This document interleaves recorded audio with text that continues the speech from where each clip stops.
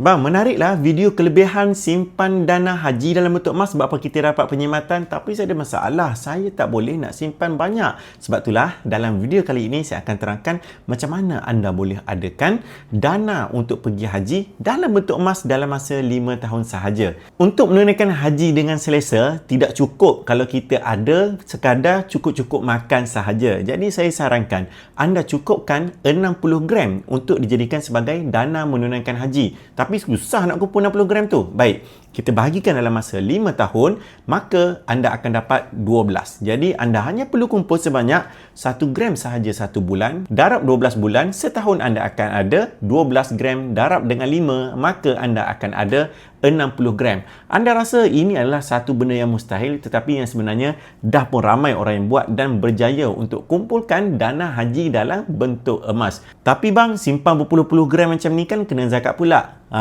Jangan risau. Sebab apa?